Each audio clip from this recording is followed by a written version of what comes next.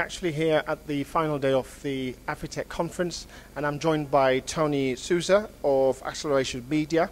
And Tony, could you sort of give us a rundown as to what your company does? Yeah, Acceleration Media is a specialist digital consultancy business, and we provide services around search engine marketing, campaign management and web analytics, media planning and buying, mobile marketing services, social media, and the reason for us attending the conference is online reputation management. So that's quite a lot all packed in there. I mean, how are Kenyan people going to truly benefit from what it is you're truly offering? So the reason for us attending the conference was to elaborate on online reputation management, the benefits that one could use it as a key business driver, and obviously how it benefits the consumer at the end of the day as well. It's essentially tracking conversations across all social media landscapes and understanding how the brands could use that to their benefit in understanding what consumers are saying about them, how it changes their perception around their brands, online sentiment, etc., etc. Let's drill down. Tracking conversations. Yes. Now, if you know, the internet is quite large. It's all about conversations, interactions, and elements of control that are put throughout the entire internet system. How do you track a conversation or a series of conversations? Yes. We utilize a technology by a company called Radian 6 out of Canada, and we're the authorized resellers for South Africa and Africa.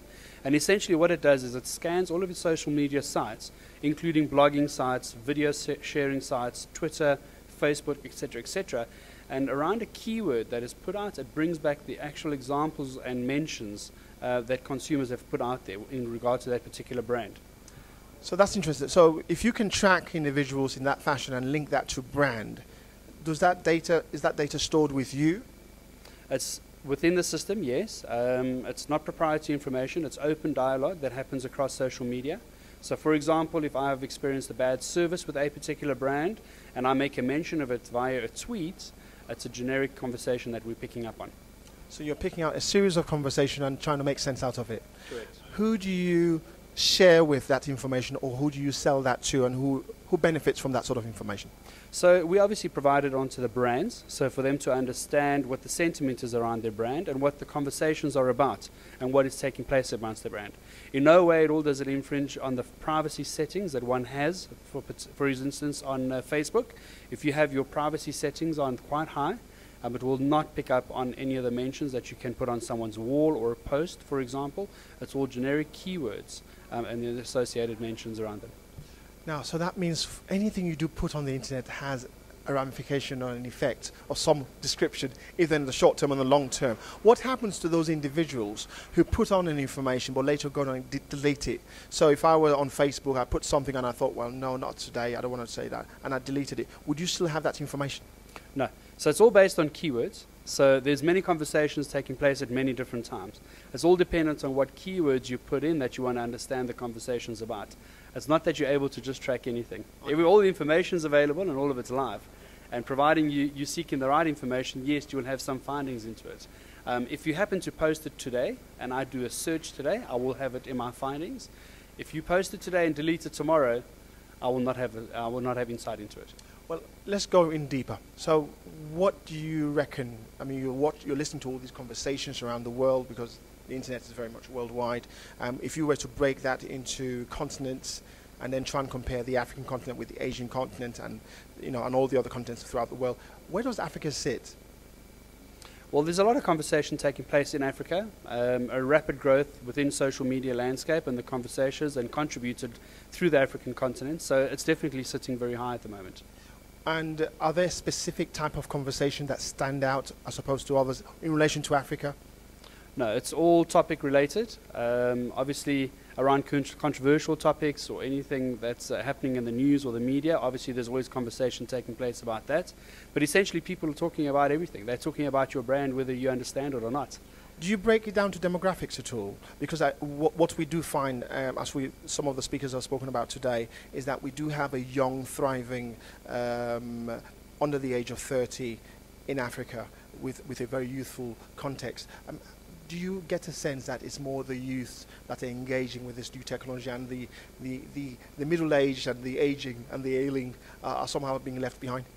Yes, it's definitely the youth more. But we definitely see that the shift is also happening between the 26 and 45-year-old gap as well, right into 45 to 65. So there's even some conversations taking place by people which are older and in those demographics. So yes, we do have the ability of going into deeper sort of insights and analysis and understanding that, and we can tell on age, gender, etc., etc. Those are usually third-party providers that give us insights into their data, so we are able to cross-reference various databases to understand the consumer better. Final question. Now, the internet is very diverse. The conversation is very diverse. How do you pinpoint a particular conversation and link it back? Basically, what I'm trying to identify and determine is if you have a conversation in one domain or within a specific local community, say Facebook, can you track it all the way to it becoming a huge buzz? So, and if that's the case, can you sort of tell us which are the best locations to apply a conversation in the hope that it will get big and grow to become something out of this world? There are always trends that one could pick up on, but ideally it is a real-time interaction. So it's more understanding what's happening in real time. And as I said, there are trends where you can pick up what conversations are about, and you can predict certain trends. But so you're trying to say, so there isn't a specific Facebook or Twitter or any other application that you would say that's the best place to start a conversation and it could grow to X, Y, and Z? No. Different people choose different channels for different reasons, and they are engaging on all social media channels. So it's not to say that Facebook would give you a better return or there's more conversation happening on Facebook. Users choose different channels as they choose. And we're in Kenya at the moment, and Kenya, I'm sure you would have realized that a lot of people are embracing technology. Most people seem to have a mobile phone.